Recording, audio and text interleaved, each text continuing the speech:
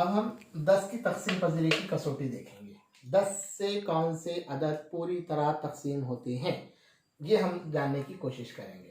तो तब 10 की तकसीम पजीरी की कसौटी क्या है, यहाँ पर भी आपको इकाई का मुकाम देखना है। इकाई का मुकाम देखना है, इकाई का हिंदसा देखना है।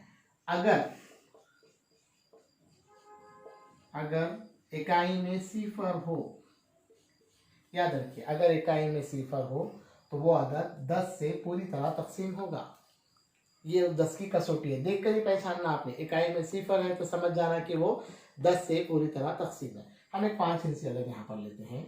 5400 या 54,342। अब ये अदद है हमारे पास।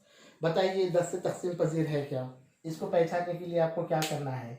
54,342 है, इसको पहचानने के लिए हमको क्या करना है? तो क्या देखना है आपको? इकाई का मुकाम देखना है, इकाई का हिंदसा देखना है। इकाई में कितना है? 2 है।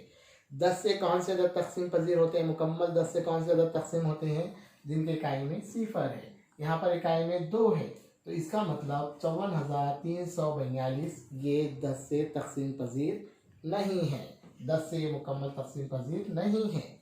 ठीक है, 10 से तकसीम कर तो होंगे लेकिन पूरा तकसीम नहीं होगा, बाकी कुछ बच जाएगा। तो 54,342 से 10 से तकसीम पजीर नहीं है। तो ये 10 की कसौटी है। इकाई में आपको सिफर देखना है। एक और अदद हम लोग लेते हैं 30,210।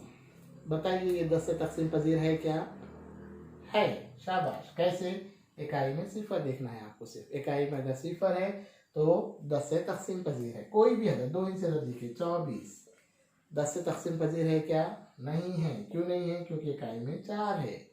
इसी तरीके से अगर हम 30 लेते हैं, बताइए 10 से तकसीम पजीर है। क्यों? क्योंकि इकाई में सिफर है। ठीक है, ये 10 से तकसीम पजीर है, ये 10 से तकसीम पजीर है। इकाई का हिस्सा देखना है आपको 10 के लिए, आसान है। ठीक है।